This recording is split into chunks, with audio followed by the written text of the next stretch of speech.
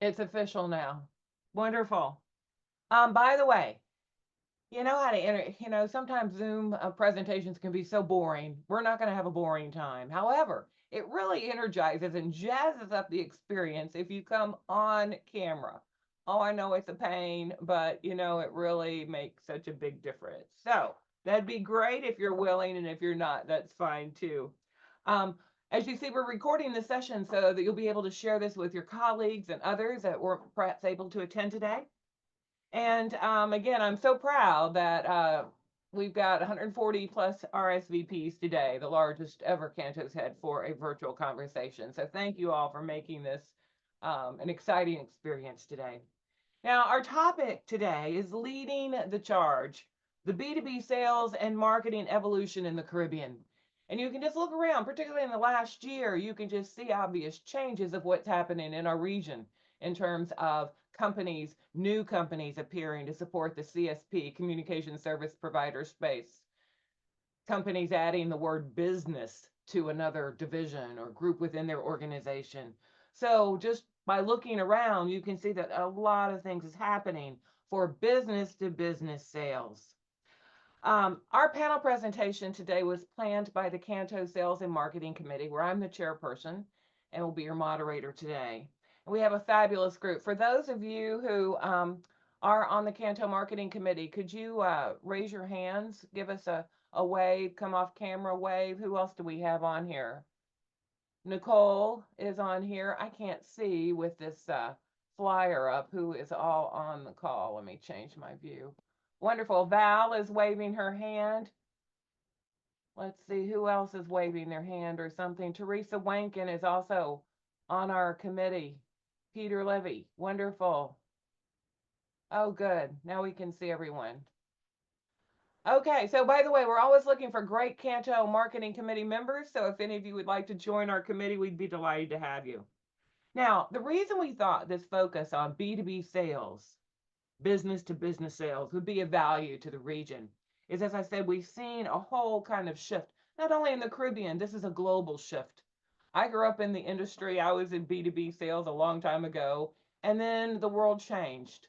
Instead of B2B, business to business sales, focusing on the enterprise, government, and SMB, small and medium businesses, many companies then shifted their focus to a B2C, business consumer focus, focusing on retail, agent, call centers, etc.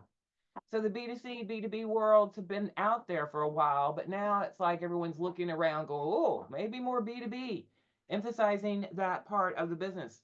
We're finding, though, around the world, operators are sometimes trying to apply their business to the consumer strategies to their new B2B initiatives.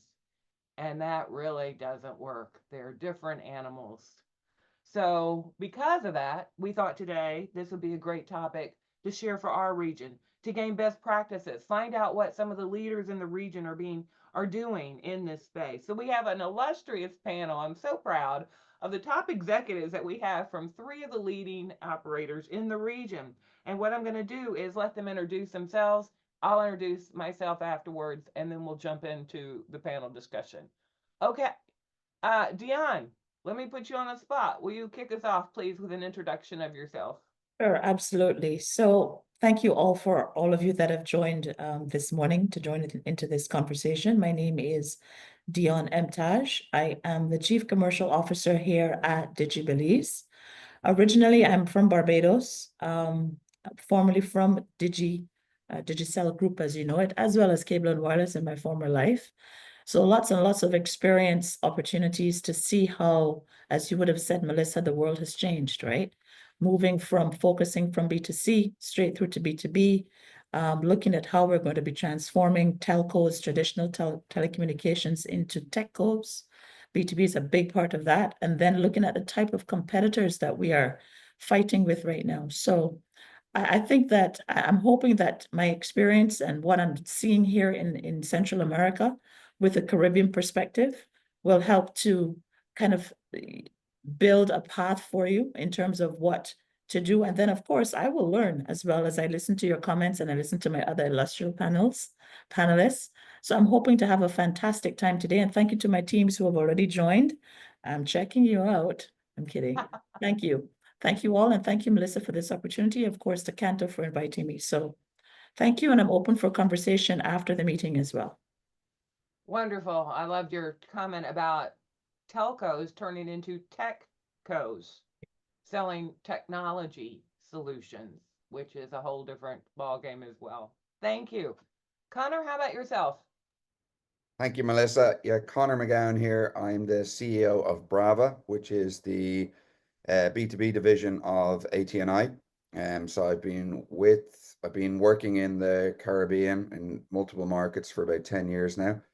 And just to echo your sentiments, I think, Melissa, there's been a huge change in the region and in the demands of B2B customers over the last 2-3 years, particularly with the evolution of cybersecurity policies, just more and more issues happening within our own customer base. Why we made the decision to actually completely separate out BRAVA and focus it dedicated to B2B.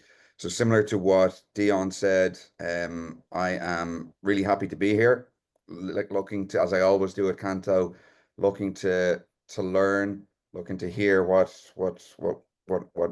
my peers and what our customers would like to see. So excited about the discussion this morning. Excellent. Thank you very much. And Charnette. Hi, morning all. Thanks for inviting me to join. I am Charnette Thompson. I'm the Vice President of the Business Solutions team at Cable Bahamas and Alive. We're a quad play provider in the Bahamas, and I've recently gotten the B2C team into my portfolio as well. So from the B2B perspective, which is my first love, I've always worked B2B myself and have enjoyed building relationships with business leaders, whether they're in the SME segment, small business development, government, hospitality, all of the segments that we serve. And as we continue to build and have to evolve from the traditional telco into the techco, what does that mean for us in terms of more data center, more cloud, more cybersecurity, like Conor said, and also just managing the relationships in the ecosystem around us with what are the regulators expecting of us? How are we managing OTT and other new entrants into the markets? And how can we learn from each other to better serve our customers and better serve the stakeholders in our industries? Excellent. Well, what great introductions from our three panelists. Thank you again for being here today, and we're really excited about what you'll say. And sometimes I forget to introduce myself. I'm Melissa Harris, and I am as I said, the chair of the CANTO Sales and Marketing Committee. I've been working with CANTO for almost 20 years since another big cataclysmic change happened when competition came to the region. So I've been delighted to work in the region, and I'm the founder and chief sales officer for Telecom Training Corporation, and we help telephone companies, cable operators, ISPs, etc., around the world increase their sales with effective sales strategies and training. So B2B is a whole different animal from B2C. We're going to talk about that more in just a second. So let's go ahead and get started. And the first question that I have for the panels are, why do you think we're all saying in agreement, oh, we're seeing a shift. We're seeing the shift, and we've mentioned there's some technology changes and competitive changes, but what are some other reasons we're seeing kind of a cataclysmic shift, not only in the Caribbean, but around the world for communication service providers and techcos? So from our perspective, the Caribbean telecoms market faces some unique challenges that are driven by several factors. One for us is market saturation, with high penetration rates in some islands like the Bahamas exceeding 100% due to multi-SIM users in our market. Slower subscriber growth now that there is market saturation, and then CapEx intensive shifts from telcos to techcos and continuing to maintain the existing network.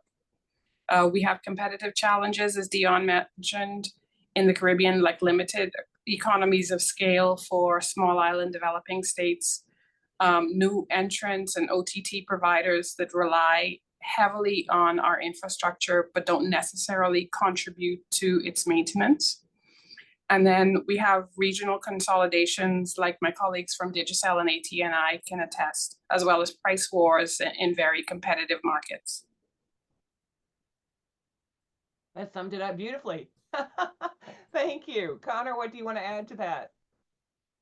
Yeah, I think I'm quite passionate about this. I think I would 100% agree with what Charnette just said. I think it's for us selfishly in the telco industry, it's become a real challenge for us to continue to invest in the networks, continue to offer the customers the speeds and services that they want, when in reality the customers want that services, but they want to pay less for it. So I think the importance of B2B sales and marketing is actually not just what we've done well for years, is creating bundles and creating new solutions that go into that same recurring contract with a customer, but it's actually explaining to our customers the services that we now provide. For example, in BRAVA, we have BRAVA Stronghold, which is our cybersecurity portfolio, which is something that we are passionate about giving to our customers as part of their current contracted payment, but also making sure that we've invested in the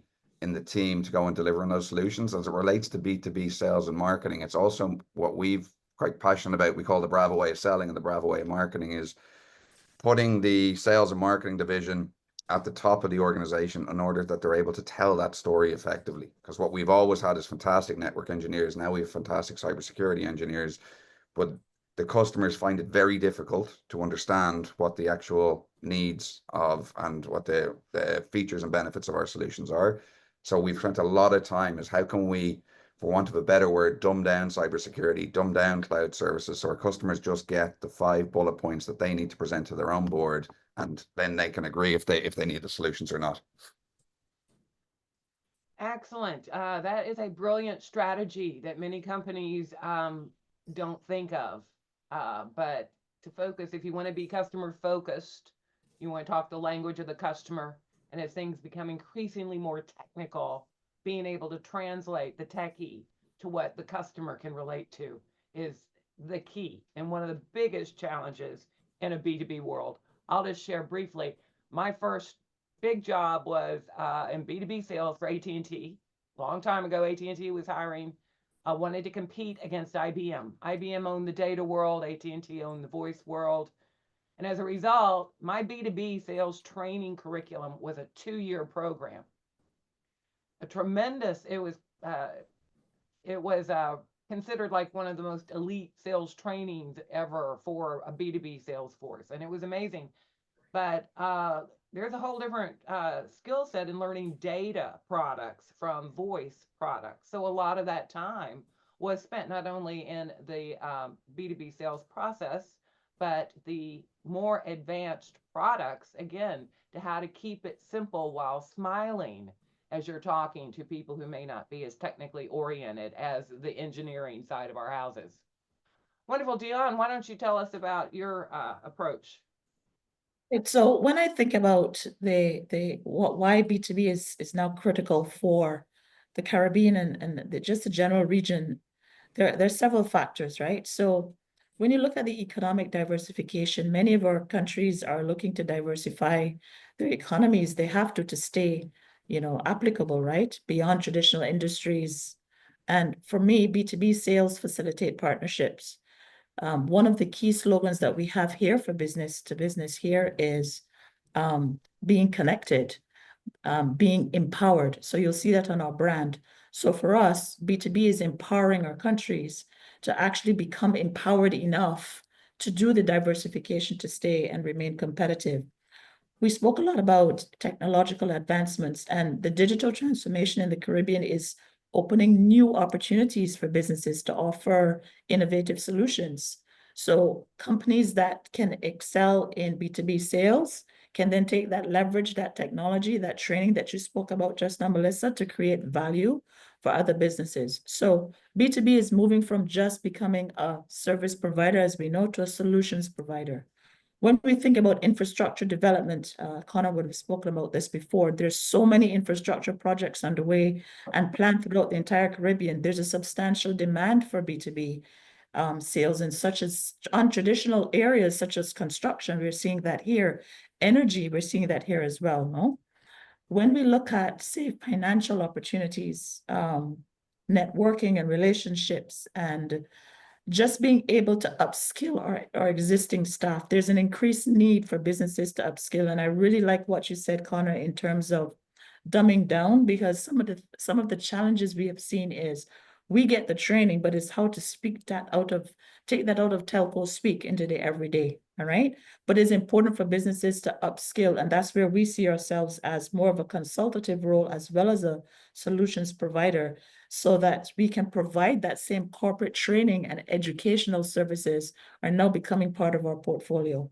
So I think that these factors underscore the importance of defining the strategic approach, understanding what the businesses need that we serve, and understanding that we're no longer just a service provider, right? We are now going to become consultants. We are now going to be the ones that are exposed first. So we now should be able to empower our businesses to be able to capitalize the emerging opportunities within the region.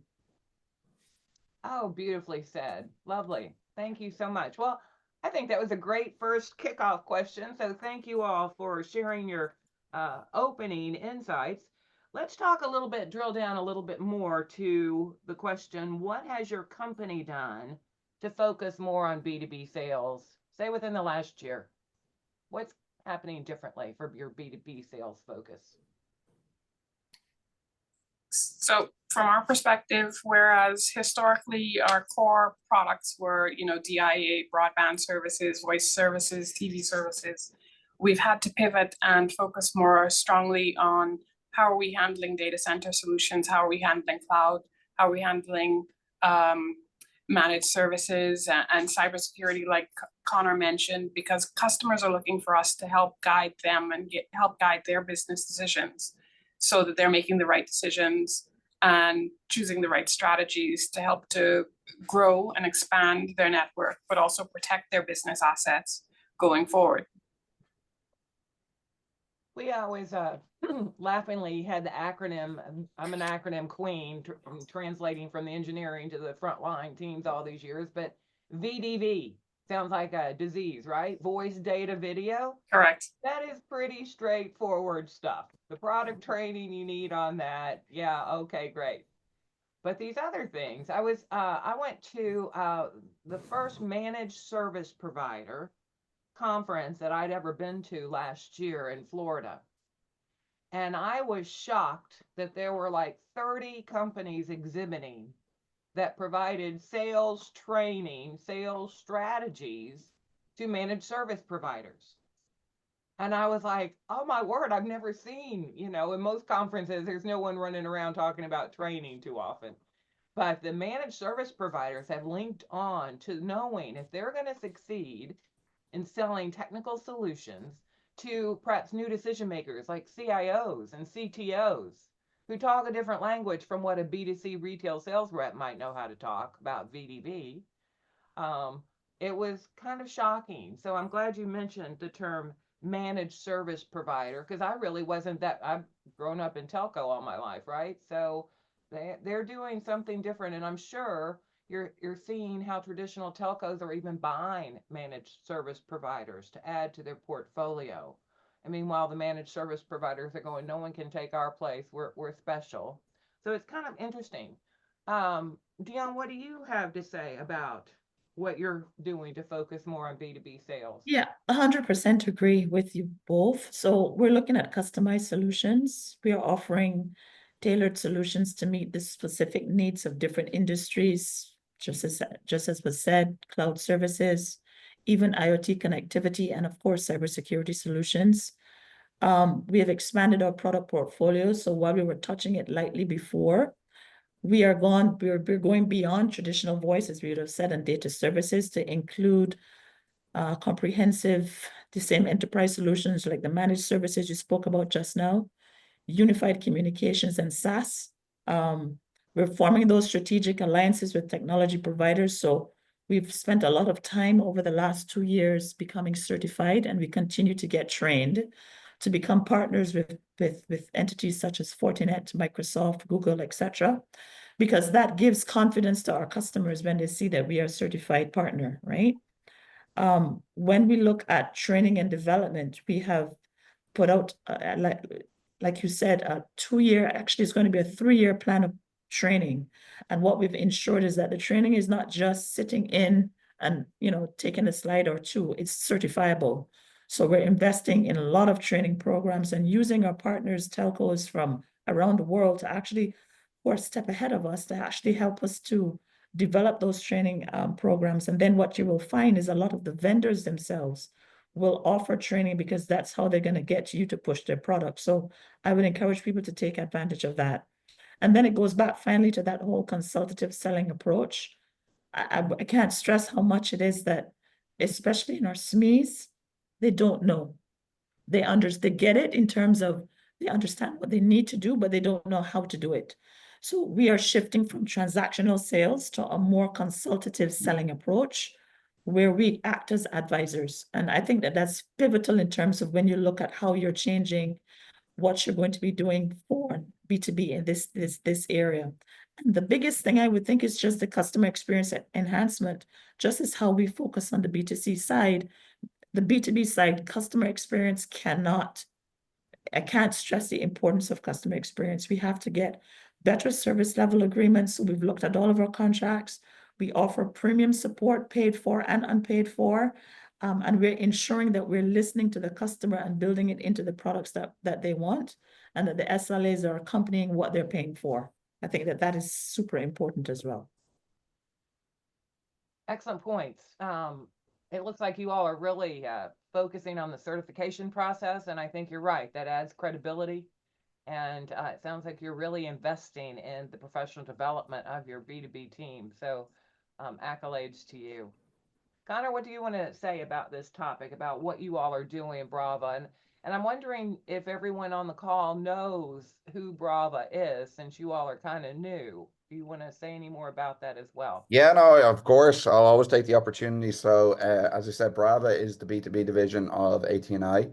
We are operating now. We've telcos in Guyana, in USVI, in Bermuda, in the Cayman Islands. We're also operating in Trinidad, Belize, and Jamaica through partnerships. Dionne is actually one of our partners and our key partners that we learn a lot from.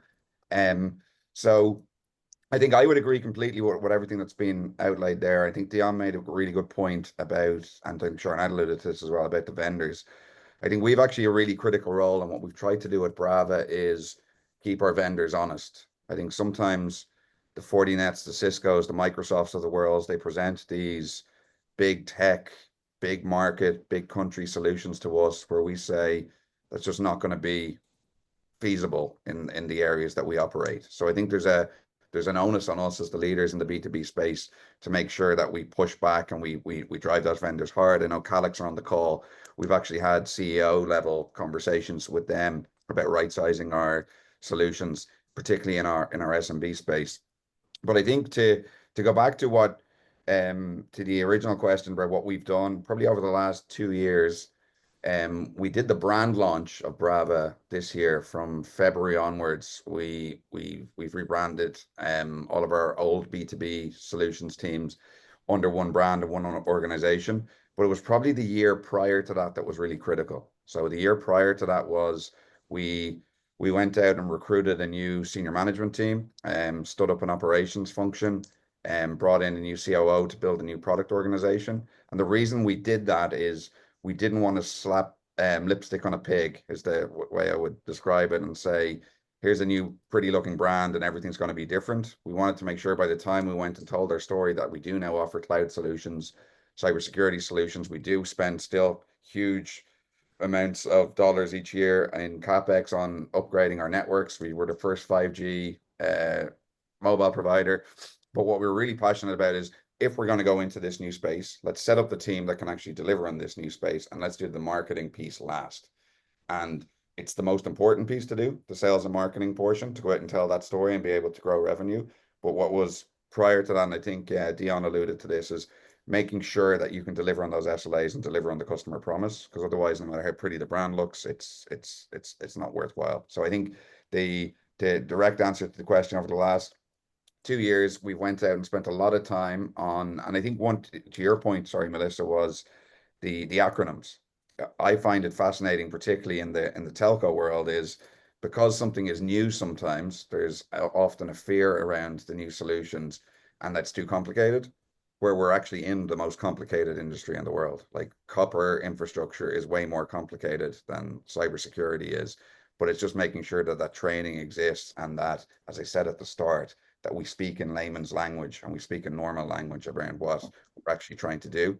And we enable the sales and marketing teams by doing that through training. Yeah, that's a great point. And one of the things we've seen is often companies will bring in, whether it's internally, their engineering team to train their sales team.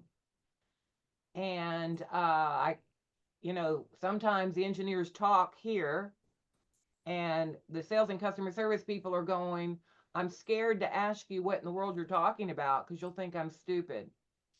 So many times engineers think they're talking, and technical folks talking at the level that the non-technical people can respond to. And sometimes they're not aware of this talking over the head and what happens with communication flow. Regarding Calyx, I know here in the United States, the NTCA, which is the National Telephone Cooperative Association, branded as the Rural Broadband Association, and also the Fiber Broadband Association, are two groups within the U.S. where Calyx is very, very involved, and one of their focuses on providing services and solutions that smaller companies can apply cost effectively instead of going with, over the top expensive top of the line. Well, Calyx is top of the line too. So I'm glad they're on the call today, because I think that's one of the things companies, as they're moving into a B2B space, are going to have to increase the solutions, the services, the products they're providing, and having partners to help them do that is wonderful. Well, thank you all for that. Now, let's shift gears to a little bit about what you're anticipating are going to be the biggest benefits and challenges. I love the way that Dionne was, I think it was Dionne, talking about how what they are doing is helping the country. It's not just helping individual companies, it's a country impact. So what do you think some of the greatest B2B benefits and challenges that you're going to have to work through in the short term to make this a successful venture? Okay, so in terms of benefits, as a telecom, as the national telecom, we have the ability to offer tailored solutions and advanced technologies that meet specific business needs. So that gives us a competitive edge. In terms of innovation and opportunities, because we can collaborate with businesses across sectors, it leads to the development of innovative products and services such as IoT applications, etc. We have cross-selling opportunities, another benefit, I think. We're now bundling solutions, as I've been saying before, which increases the average deal size. So instead of just selling, for example, a DIA, we've been throwing cybersecurity on top of that. And then, like I said, bundling specific SLAs and make it one nice package. It's almost like business in a box is what we call it. When we look at just plain revenue growth, while it is a struggle, what we are seeing is by focusing on solutions, the benefit of having a strong B2B strategy and an empowered team is that we're seeing higher transaction values and longer contracts, because customers, they're empathetic, right? They don't want to have to be changing every year to do something else. It's in and it's working, and they want to have something that's stable in terms of connectivity. And so that means that our increased revenue streams would also become stable. So those are some of the benefits. And of course, with every benefit, there is a challenge, is what you do with it to make it an opportunity, I think. We all are seeing rapid technological changes. So keeping pace with fast evolving technologies and ensuring continuous innovation is challenging for us. It's not impossible, but it is challenging. And of course, it becomes resource intensive. So we have to figure, how do we make it a more efficient process? What do we need to do? What we are seeing is some complex sales processes. So the sales cycles are becoming longer. The negotiations are becoming longer because our customers are becoming more they have access to data, so they know what they want, right? And so now they're asking for higher levels of expertise and understanding, which is why we're also pivoting on training for our staff that are talking to these customers. When we look at the competitive market and expectations, everybody wants everything right now. The expectation is high quality, it is seamless connectivity and integrated communication solutions, and it's demanding, right? Every network can be as perfect as it is, but it's demanding if you cannot meet the need of the customer, because the customer now has a choice, because the competitive market, you're no longer just competing with your local telcos, you are competing with vendors who have easy access without any infrastructure in country, right? Yeah. I think someone mentioned regulatory compliance. That's a big one. We do find that the regulatory bodies are very interested in what we're doing in terms of moving through our products and services. They are actually becoming very, very active, ensuring compliance across the various regions. And this slows us down, but again, it's not impossible. We just need to make sure that we have them on our side, or that we're complying wherever we can. And then I think the final thing, and I think it was either Conor, I think said it, is the cybersecurity risks, right?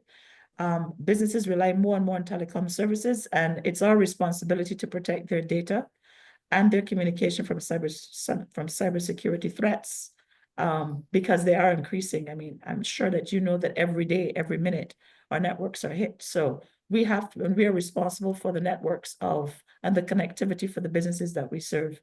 So I think that those are some of the challenges. However, I do think that by addressing the challenges and then capitalizing on the benefits, we are on our way to successfully expanding and strengthening our presence in the B2B market here in Belize. Wonderful. Thank you. The regulatory compliance is another area. That's another group of people who have to understand how things are shifting. That may be something CANTO wants to consider for our upcoming conference, January in Curacao. Maybe as they plan some events for regulators, there could be something to address this as well. Yes, Conor, what do you think? Yeah, I think I would agree with everything that Dionne outlined there. I think the regulatory compliance and also the new different versions of data protection and cybersecurity policies that are now starting to be implemented in our markets is really important. So Del Rio and I think Mark Reynolds, I think everyone's familiar with them. They're CANTO board members and also been part of our organization. Is even though we're speaking about sales and marketing, I would speak to Del Rio and Mark in particular on a weekly basis, making sure that the solutions and the way we're telling the story about the solutions matches the frameworks that we need to abide by. So I think to answer the question directly on the benefits, I think the benefits to what we've done in BRAVA around dedication around B2B is we focused on a couple of areas, is making sure that everything is simple.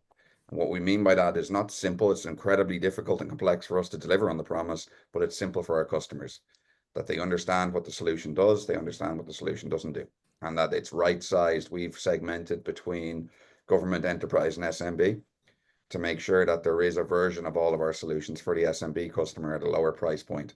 I think protection is key. So what we mean by protection is twofold. I think Dionne alluded to, we obviously have a cybersecurity solution portfolio, but the core network itself is incredibly important. And us also having relationships with our vendors and with other telcos is really important, that we can offer customers true redundancy and offer them the connectivity needs that they require. The next pillar we focus on is evolution. I think the benefit for our customers is, I think we've all agreed that telcos need to evolve. And the benefit that we have is we own the customers. We've got existing relationships with the customers that they trust us. What we do for our customers cannot be done by someone who doesn't operate within our own markets. So I think it's really important that we've all agreed to go on this journey of evolution and offering services that are made and delivered in the markets that we operate and not abroad. And then I think the really important one is experience. And what I mean by that is customer experience, is that we're all dead in the waters if our customers don't agree with what the solutions that are fit for purpose. And what I mean by that is we often focus in our space on CSAT and NPS, but I'm a firm believer is the best way to really understand customer experiences, go to any one of the markets we operate in, randomly ask customers in taxis and in hotels around what they think of our service, and that's where you get the real truth. And then I think the biggest challenge for us, I think, is it's obvious. I think it's a hot topic at CANTO, is the OTT providers. There is big tech companies in using our networks, and we're the ones on the hook to invest the capex and upgrading our networks and keeping them best of case. But some of the revenue for doing that is actually going to the big tech providers and the services they provide. So I think it's us collaborating as CANTO is sponsoring at the moment, to see what we can do about that, and to make sure that, again, when we challenge those big tech providers, we do it in a consistent way, and we do it with our own customers' needs in mind. Excellent point. And I know for years at the CANTO conferences, a tremendous amount of focus is on what to do with the streaming, the over the top. What are we doing about that space? Critical issue. I know that Lisa Agard, CANTO, is working with her in terms of finding some solutions. There's been some precedent set over in Europe about some regulatory accomplishments they've made that's addressing that issue that hopefully we can also provide in the Caribbean. Wonderful. Charnette, you want to tell us a little bit about what Cable Bahamas is doing? Sure. So I second the motion by both Dionne and Conor. I'd say for us, some of the other benefits are the opportunities that were provided to improve productivity and support remote work, remote learning, all of these things that happened post-COVID that weren't even contemplated in a real way before, because nobody was interested in having their staff work remotely. Everybody wanted to have eyes on them to make sure that they were being productive in doing those things. Now we have opportunities to find creative ways beyond connectivity to help them connect to specific applications or services that require connectivity and technology, but also help to improve the ease of doing business and other relationships or initiatives and integrations from the public and private sector, which lead to more stickability and longer term contracts like Dionne alluded to. I'd also just say the challenges are the more we do these things, the faster we do these things, the more we have to keep learning. We have to keep pace with all of these things that are changing, not just for ourselves, but so that we can dumb it down, as Conor said, and make it relatable to the business leaders that don't understand the technology. They just want the objective, to be able to do a credit card transaction at the end of the day, or to be able to post a sale, or to be able to write a contract, or whatever that looks like for them. They're only interested in what that objective is. And it's our responsibility to help them understand the processes that go into that, not just connectivity, but make sure that their network is safe, make sure that they're doing the right things at the right time, make sure that they have the right skills, and we are supporting them through those processes. And so that requires constant upskilling and reskilling for our teams, but also constantly reviewing and updating the regulatory and compliance policies, the data protection policies, and all of the other things that go along with that, to make sure that there are no missteps and that we're all protected in these processes. Boy, it's a lot. Great benefits, great challenges that we have to work through. Excellent points, all of you. Thank you very much. One thing I will mention, we learned when 3G cellular rolled out years ago, we were very lucky to be able to design all the training for the national rollouts of Verizon, AT&T, Nextel, Cable and Wireless, a number of different companies. And the thing we found that was the biggest challenge for the sales and frontline teams of understanding why 3G and data, and the data stuff. What we found is the teams didn't understand the core, the network. And we realized understanding how the networks, whether it's copper or fiber or whatever mobile, understanding the network is the foundation. And on the B2C side, we really didn't need them to know that level of detail. So if there's one takeaway about what can help B2B teams be even more effective, is not neglecting the network, understanding how the networks work. For example, with Verizon Wireless, we ended up designing like with Tinker toys and a table, and we would divide them into groups, and they would build a network from the public switch telephone POTS network to the mobile network, and and it was a fun interactive thing. And all of a sudden, when they started understanding how the different networks interacted and played, then all the new products and services made sense, and they could keep it simple while smiling because they understood that core stuff. But salespeople, nobody's going to talk about something if they really don't understand it. They're going to steer away. So as things get more technical, we've got to be sure they've got that foundational. So again, I highly recommend a focus on all the networks and how they play together and interact with each other. Okay, we've kind of alluded to this in various thoughts, but our next question that we had planned was describe your B2B product and service strategy. Where are you today, and where do you want to be? We've already mentioned a lot of things, cybersecurity and things like that. Say more and maybe a little more detail about your new solutions you're offering. Conor, why don't you kick us off? Okay, fantastic. So we have a 5-year strategy that we're in year 2 of at the moment.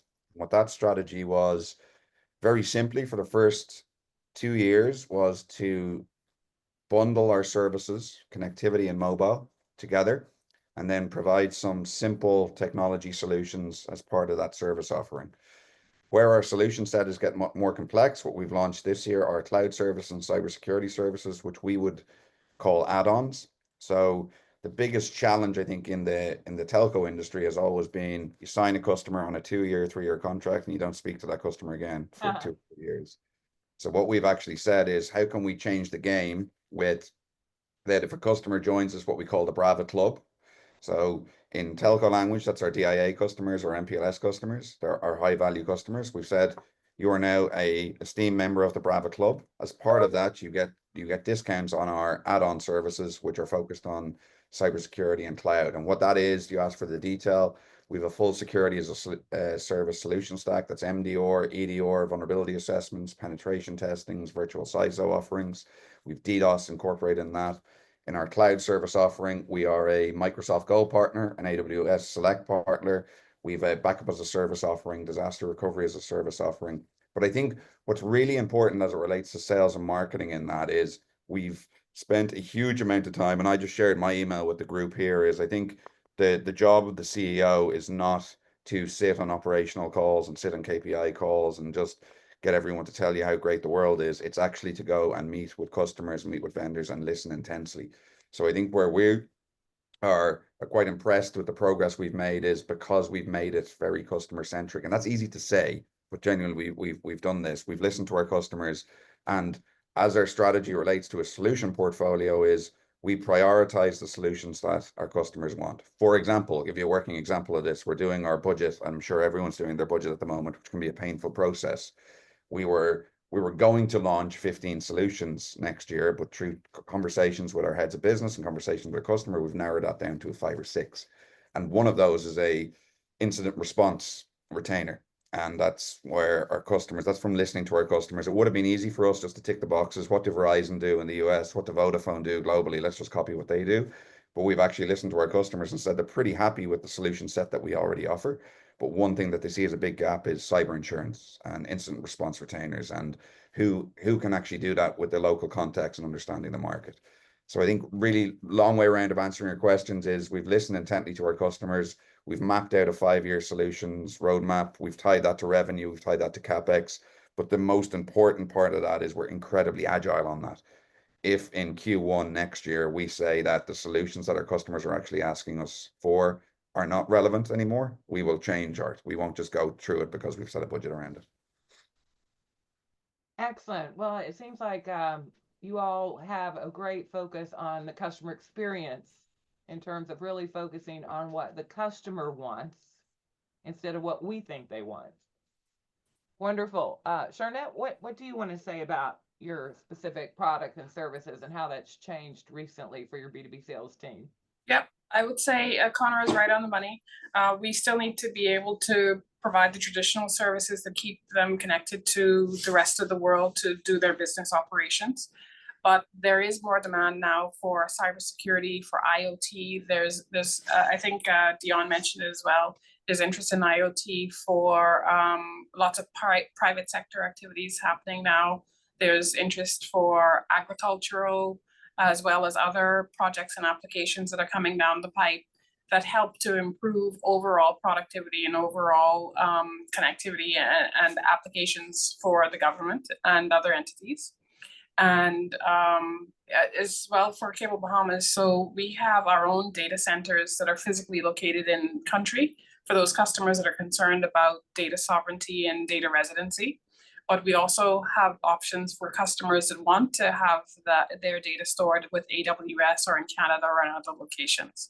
So you do need to have that flexibility to be able to support whatever the customer needs in terms of multi-cloud offerings and applications, and making sure that they have what they need for their business continuity and their business, their disaster recovery plans, so that they can make sure that they have everything that they need.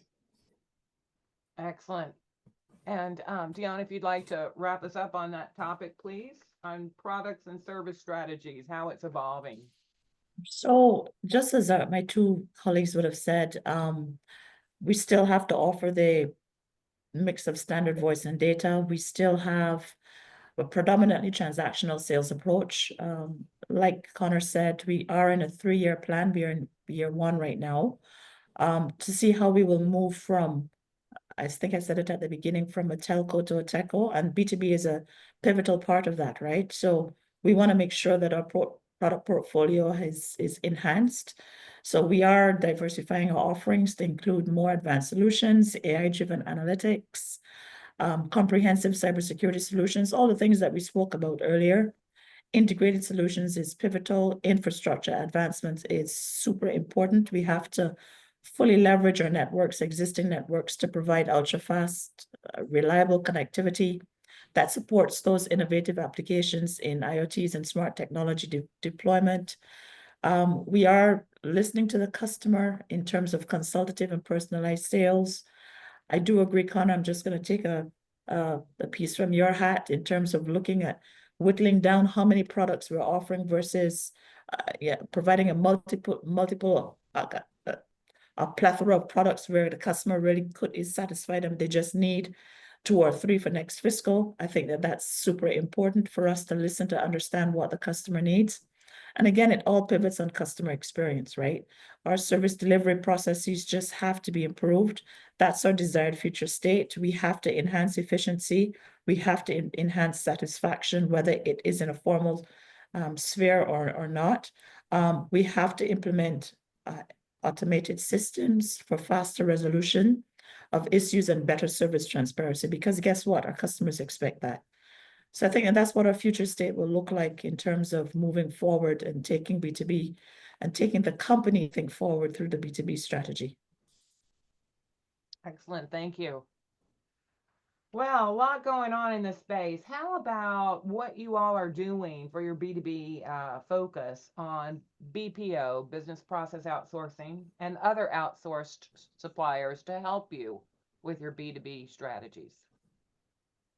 Conor? Yeah, I can jump in on that. We've done different to what most people do. We haven't outsourced it, we've built it ourselves. So we've an organization within the AT&I group called We Solve CX. That is now 400 people strong, based out of Guyana. And what we've done in that is we've seen the gaps that was in our own traditional telcos around customer experience and support, and we said that we can solve this gap through 2 things. One is we have the talent available in Guyana. I think particularly we have a relationship with the University of Guyana, and always blown away by the skill set that we're able to get in people so young coming in. Second to that is we've invested heavily in it, and we have said that it's the most important function across our group.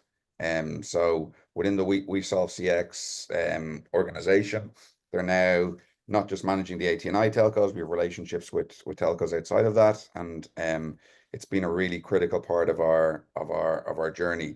And again, it's what I mentioned earlier. I know we're chatting about sales and marketing today, but we wanted to do all of that before doing the BRAVA rebrand and launch. And I think there's some key aspects that's come out of that as it relates to call center, as it relates to BPO, as it relates to digital transformation in general, is that there is certain parts of support that can be automated and can be cookie cutter and can be proactive, but it's also really important that you don't let that get tied up with what is a very different skill set around service management and around customer success. That needs to be in the market you operate on. That needs to be real people, that people know their names, they know their WhatsApp, they know what time to call them, they know where they live. That's really important. So what we've been kind of, as I said, mentioned earlier, we're looking at first call resolution, we're looking at CSAT, we're looking at NPS, and we're looking at them and they're all tracking in the right direction. But we've also invested heavily in changing our kind of resource mix on the team on the ground to not be totally sales, but to make sure that there's service managers in. And what service managers are, they're VIP white glove treatment for our top playing customers. Because regardless how efficient your support email is or your calls, some customers just deserve to have a person dedicated to them. So I think where we focused heavily on is obviously having the infrastructure there, making sure it's adequately staffed, but then also making sure that there's a real sense to our customers that we haven't outsourced any of our support. We've outsourced some of the function, but your support still lives and it breathes in your market, which is so important to our customers. Local, local, local. Exactly. People really resonate with that. Makes sense. Dionne, what do you want to share about that? So similarly, we have not outsourced. We actually do use vSolve CX, and they have been honest with the journey for us to redefine customer experience here in Belize. This is a key role for us in both the B2B and B2C space. What we are focusing on instead of outsourcing is to in-train. We've spent a lot of investment on our staff and will continue to do so. And we think that the relationships that we have forged locally is what helps us to stay alive, no? So instead of outsourcing that, we're going to leverage the partnerships that we have with amongst our staff as a company, as a national telco, to actually drive the business and the solutions, right? The other thing I would say is that we're looking at how we actually use our network itself to actually build strength for the other markets, for the other businesses that we serve, as well as for the country on a whole. And in order for us, we are in a different space in terms of being the national telecom, so we have to keep it local. We don't outsource. We have not outsourced specifically anything of a major capacity, to be honest. We do, where we are short in staff, we outsource to get additional help, but it's not the entire function. So for example, in some of the spaces, we would outsource contractors to do installations, for example. But that is to assist our existing teams, yeah, and to manage the headcount and OpEx costs. So I would say, Melissa, for us, we're using more of a consultative. So when we do go outside, it's to learn from the experiences and to get persons or companies who have done it already, for us to learn from them versus to hand it over. I think that's the big piece for us here in Belize. Excellent. Thank you. Yes, that's ideal. And Charnette, how about what's going on at Cable Bahamas? Yep. So for us at Cable Bahamas and the Alive business team, we definitely advocate for local support for the B2B customers, so that we're available by phone, by email, by WhatsApp, by carrier pigeon, however they contact us, by any of the channels. And we want to aim as well for first call resolution, because when a business is down, they're not making money and nobody's happy with that. So we are with them on that journey to make sure that they have the maximum uptime. I would say that's also a key differentiator for us in our market that adds value for the commercial customers, because they know the people that they're talking to, that we have the experience and knowledge that can guide them to getting the issue resolved as quickly as possible.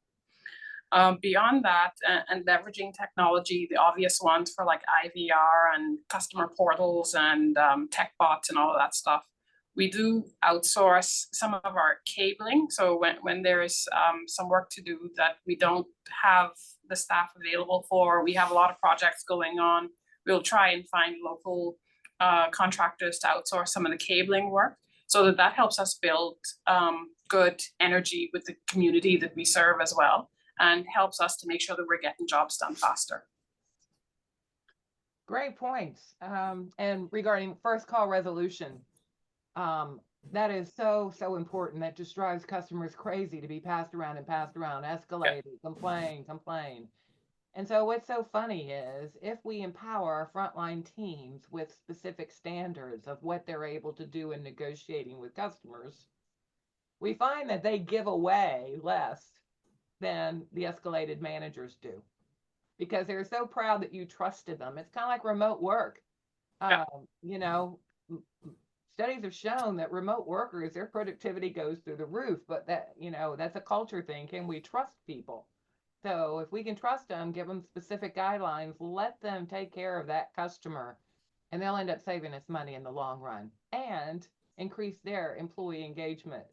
And you can't have happy customers without happy employees, right? So I think that's a great strategy, one call resolution. Well, let's shift to, let's see, systems and software, AI. Of course, I see Leslie Lee Folk on the line. Yes, the AI guru of the region here. So AI, oh my word, it's transforming everything. It's scaring a lot of people. It's lots we can do here.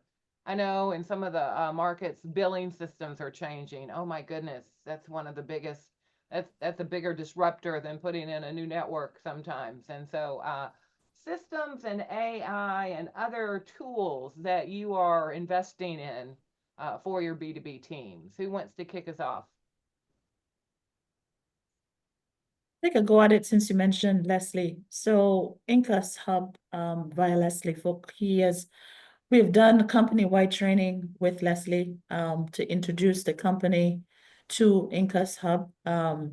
It has helped us phenomenally in terms of understanding what AI really is about. A lot of our staff are still very wary when we say AI because they think of job replacement, right? But I think getting them to understand that it's about how we can take out duplicated efforts, for example, and then reuse that skill set and use that to enhance the actual sales process.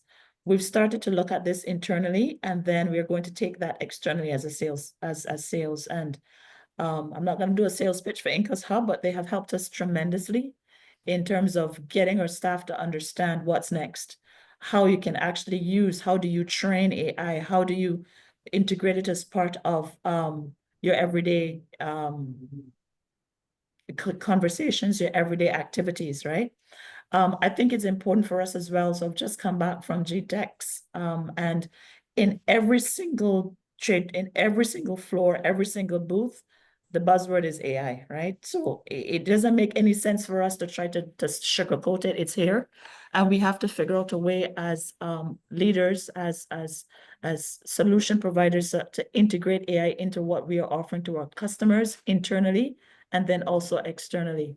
I think that that's super important for us to make sure that we are selling the message that AI is not something to be scared of. I think that we need to be able to use it in a way that we become more efficient and that we can sell that to our customers as well in terms of efficiencies and making sure that the analytics and the reduction in resource intensive workforce goes away when we have trained AI that's doing the work for us. And that's what we're endeavoring to do here in Belize. Excellent. Thank you. Charnette, what are y'all doing? So I would say completely agree with Dionne. And we're using AI in smart ways to analyze data that comes from network outages, compare that against what comes from NPS and the customers, compare that against what we're seeing with other service issues so that we're honing in on the right areas and prioritizing network changes, system changes, process changes that can impact the network and impact the customer experience at the end of the day. So I would advocate for using AI in smart ways that help you to correlate the data that you're getting from multiple sources, find smart ways to target that data, and create plans to target those issues, resolve those issues that help you to improve the business outcomes in terms of the customer experience, in terms of the revenue, in terms of the services that you're delivering. Thank you. Conor? I think I totally agree. I think we've spent a lot of time with AI, and I think my thought process around AI is it's incredibly impactful. So we're obviously a Microsoft Go partner. one of the best things we've done is we fully implemented Copilot within our own infrastructure, but within our own customer base. We offer it as part of the solution set. So, for example, we know our customers want Microsoft Teams. We know our customers want Microsoft Teams direct dialing, which we offer with your own DID, your own number embedded within Microsoft Teams.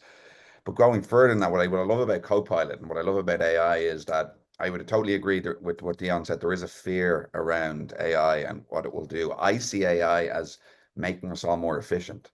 It's, when you're going to hire someone and then you think, okay, I'll need to work late tonight because I need to go and write the job description, or I need to send an email brief out to someone. What Copilot does is amazing. You can just hop into it saying, write me a job description for a business solutions manager based in Guyana, and it will write the job description, and then you amend it to what you need.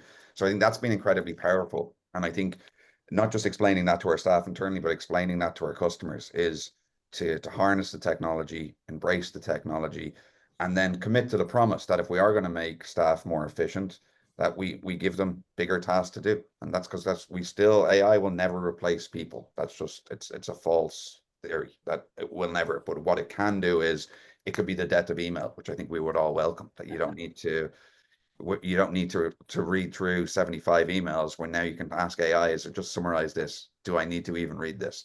So I think that's what's been incredibly powerful about it. And I think we have a massive opportunity in all of the markets we operate on to be the leaders in this space. I think we've looked at managed network solutions, we've looked at cybersecurity solutions, and that it's a tough business and we're in it.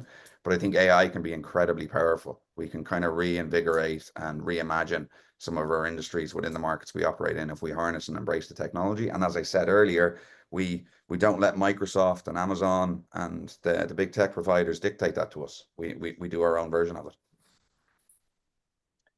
Well, I tell you what, we're our illustrious panelists are really sharing some wonderful insights and how to deal with this. And I think AI is kind of like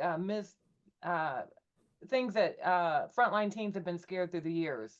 So taking the fear out of AI is to make your job more fun. You get to do creative problem solving and different things like that. So the way we position AI to our internal folks is very similar to how we have to position our really techie solutions to not less technical people, customers, and employees. I have a surprise question for our panelists here, our last one until we have our question and answer session. What are you all doing in terms of industry segmentation? For example, having your B2B sales teams organized, like some people, they're focused specifically on the government, some specifically on transportation, some specifically on tourism, so that they become industry experts. That was the way I grew up at AT&T. I was focused on the retail wholesale market and became so when we talk about being a consultant, understanding their business problems and then addressing them with technology solutions. So a lot of times, like I said, a lot of times our B2B sales teams may not understand our foundational network stuff. Many times if they don't understand the fundamentals of how businesses work and then the uniquenesses of these industry segments, it's hard for them to really be a true consultant. We can say we're a consultant, but if we don't get it, we have challenges. Who wants to answer this question first? I can take that one, Melissa, because I'm passionate about this. I'm actually sitting in New York here, and we spent 2 days yesterday around a strategic initiative in some of our markets. And one thing that came out of that, you asked about organizational design, is the curse of the matrix. So, and what I mean by that is often I think in organizations we've all worked for is that there's decisions made in a boardroom in New York or Miami that is then going to be implemented in one of our markets, having never got the input or advice or expertise of the market. So I think what we've been really passionate about in our organizational design is particularly on our general managers of BRAVA in each of the markets, is they own everything in that market: revenue, EBITDA, costs, strategic decisions, and that the team that's central or group, I think we all hate that term, but is that any decision that's made outside of the markets that we operate in is fully validated and bought in. So I think that's really crucial in terms of organizational design. And then I think the other part of it is how you segment and how you operate, is that having that in-market leadership is so crucial. But then what can we do? And I think Amilcar Torres is our COO. who has extensive experience previously in Liberty and in Digicel. And what he always tells me is baby steps put forward, but his favorite word is harmonize. What problems can we actually see in multiple markets that do require a solution that can be adopted across the region? So really, really close to my heart is this one, as I firmly believe, as an Irish guy living in Miami, I cannot make decisions on how business operates in Guyana. That decision has to be made by Hilton Wong, who's Guyanese, living in Guyana and understands the market. Wonderful, thank you. Dionne, what do you want to say about this? Right, so traditionally we have our sales reps focused in what we call P1 to P3 customers, so large, small, medium government enterprises. What we are doing differently is that we are looking at building expertise within a specific area, so that instead of just having our sales reps focused on businesses that are sanctioned out in terms of revenue delivery, we're looking at how do we build an expertise within a particular rep for cloud services, for example, in the hospitality area. So instead of having one person having to know everything of everything, what we're trying to do is to get the expertise built into a person. So you may have a person that has multiple expertise in terms of cloud services for hospitality, for, I don't know, banks, for, say, schools, and they're the ones that will go in and pitch. That's something that we're going to try differently. And then what we'll try to see is that instead of grouping our customers into just revenue streams, but group them into products or into catalogs or into solutions, and have the expertise. So you have someone that knows everything about cybersecurity for a bank, for example, because it's so critical. So we're going to try to do something a little bit differently. Baby steps, I think Conor said, but at the same time, we'd have to try to figure out how do we think differently as well, because right now we just think of, okay, I have a P1 or a large customer and that's it. I'm going to have to know everything about that customer, and that could be great in the long run. But for right now, because we have to still maintain traditional telco and still learn, we're going to try to build expertise into specific individuals for specific areas or product lines, or then also industries as well. Excellent, thank you. Charnette?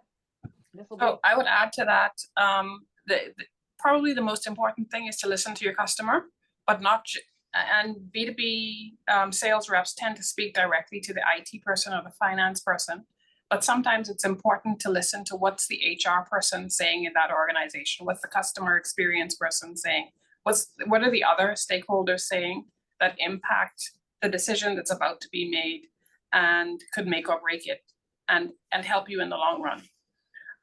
Also, we advocate for our team to participate in industry associations and industry events. It could be chambers of commerce, it could be, you know,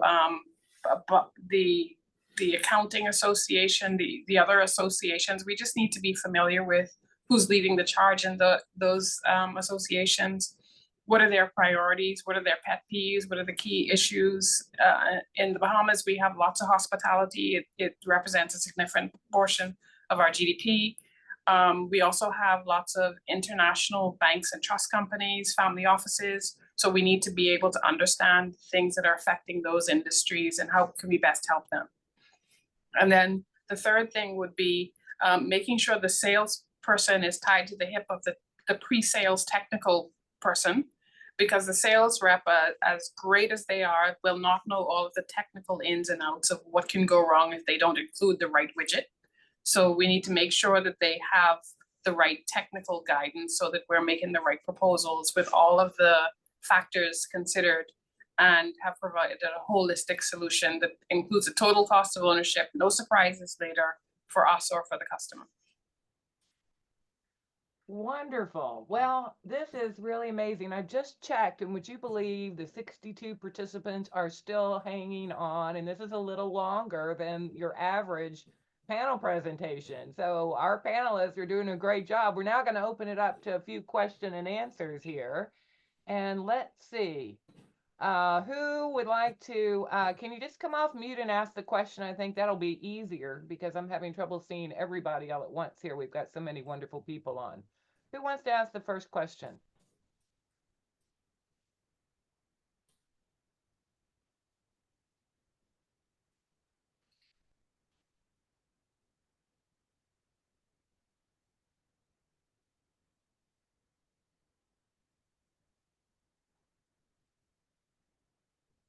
Well, usually the pregnant pause works. I'm not sure why it's not working right now. Or maybe just post the question in the chat.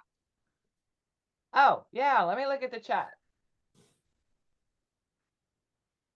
My screen is doing some weird things today and being able to view stuff. So let me see.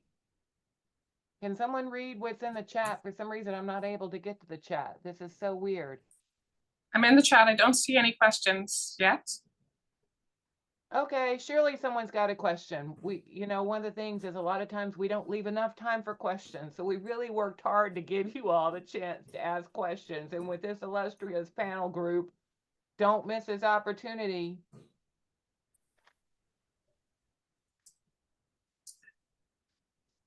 What is the customer biggest need in the last year? That question comes from Agri Marsh. Okay, I'm on chat now. Excellent. Thank you. Okay, which of our panelists want to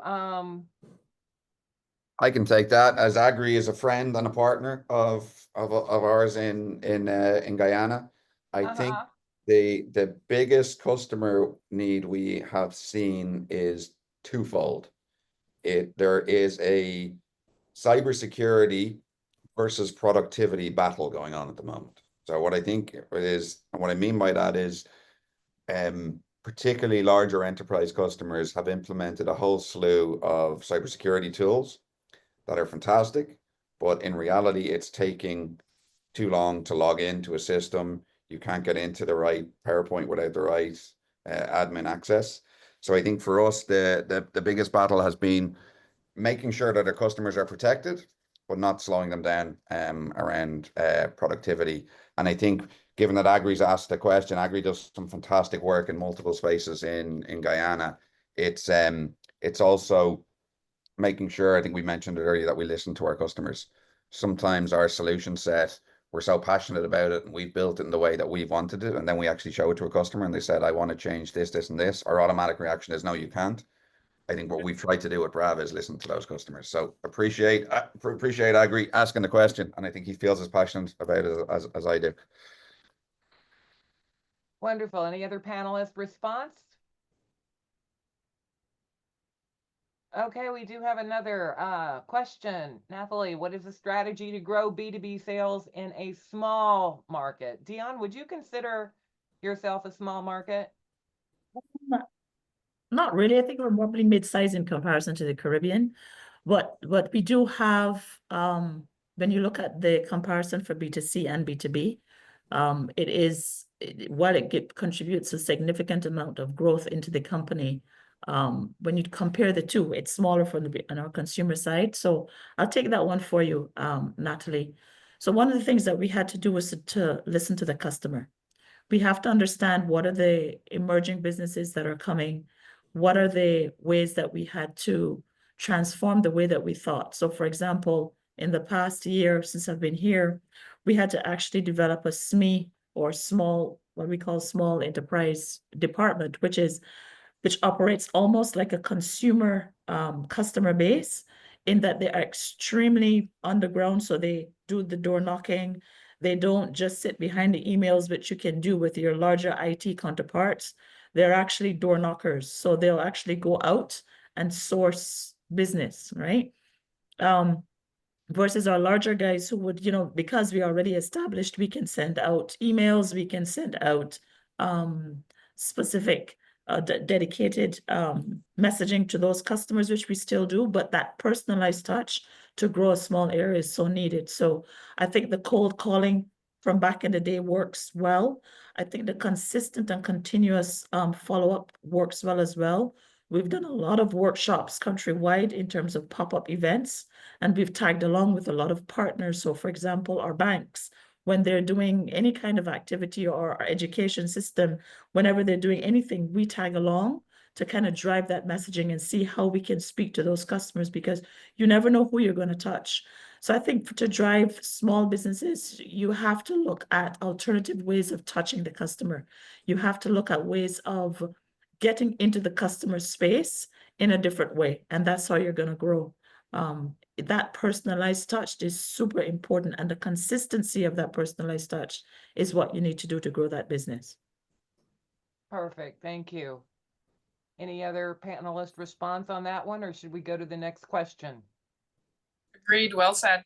Yeah, I totally agree. I totally agree. We operate in what we would call some smaller markets, Bermuda, Cayman, US Virgin Islands. And I think just to really echo what Dionne said, it is that customization and that real understanding of the market that makes those solutions relevant in market. It can't have a cookie cutter approach. It just doesn't work in the Caribbean and beyond. Wonderful, thank you.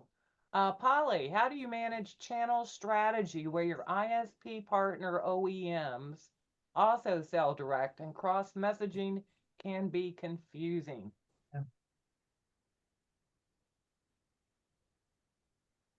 I'll take that one just for a bit. So I do hear that one. So what we have done so far, which might not be sustainable, is our ISP providers or partners, which are external to us, they can only sell through us. So we are the certified reseller, right? And that's fine if you have that scenario. But what we have seen is that they also are bigger than us outside of Belize. And so what we try to do is to get into a revenue share agreement, okay?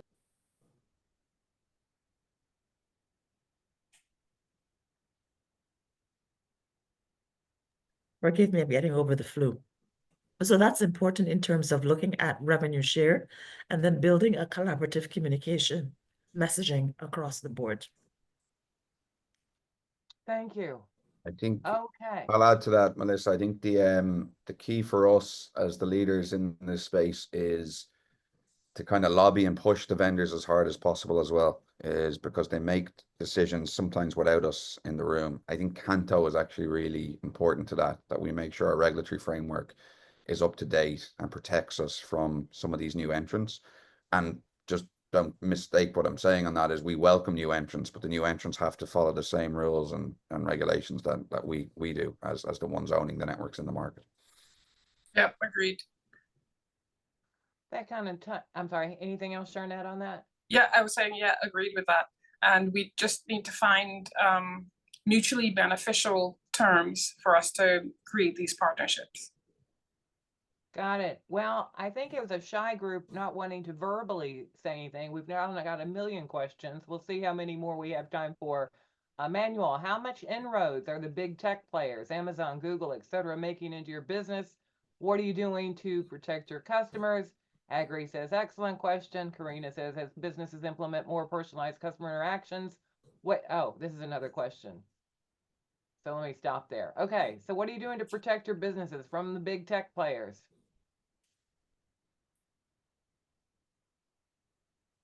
I think that's a trick question.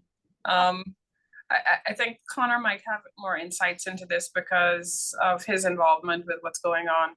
But really, the challenge for today is how do you manage the bandwidth? How do you monetize the bandwidth? How do you make sure that there are the enforceable user acceptance policies and those kinds of policies that dictate what the fair usage should be, even if it's an unlimited plan?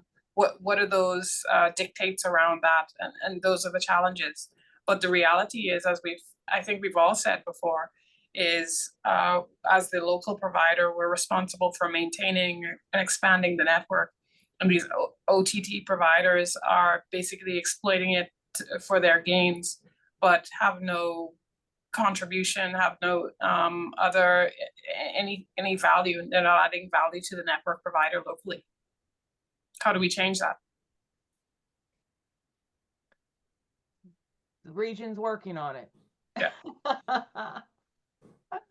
Oh, we've got some great questions that I think we're not going to have time for all of them, but here's one. As businesses implement more personalized customer interactions, what key metrics or feedback should be used to continuously renew and improve staff performance and enhancing the customer experience? I think I can take that. We've spent a lot of time on this around, I think we mentioned it earlier, it's systemization, making sure that we've the adequate HR tools. We use ADP. We also use a tool called 15.5. And what that does, it's a very simple SaaS tool that it nudges you if you haven't spoken to someone in too long. But I think to answer the question directly, there's two questions that I think all staff should be able to answer. One is, would you recommend working here to your friends and family? And two, would you recommend our service to your friends and family? I think if you've everything else is kind of irrelevant if you can answer those two questions really efficiently. And if the answer is no to either of those questions, you have a massive issue. So net promoter score and employee promoter score. Happy employees make happy customers. Wonderful. Oh my, we've got two more questions. Let's see if we can do real quick on there. Philip, what preparations are being made across the markets to defend the customer bases served by terrestrial connectivity, fiber, and otherwise against the advent of satellite service providers parachuting in? If I can take that one, Philip, how are you? I hope you're good.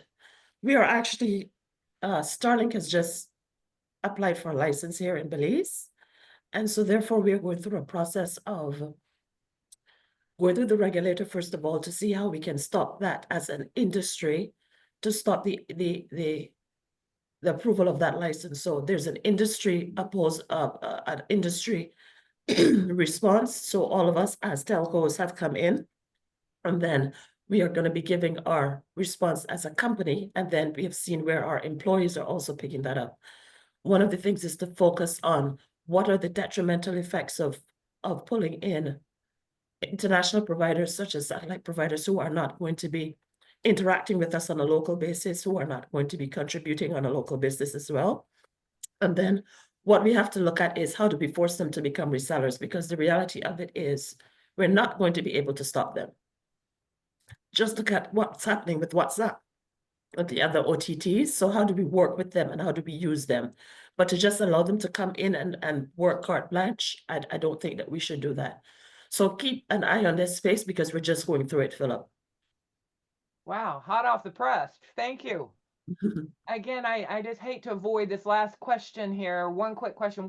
From Coolio, what strategies, practice, habits do you employ when your frontline finds it challenging to have to keep up with ever-changing technology solutions added or competing with their products?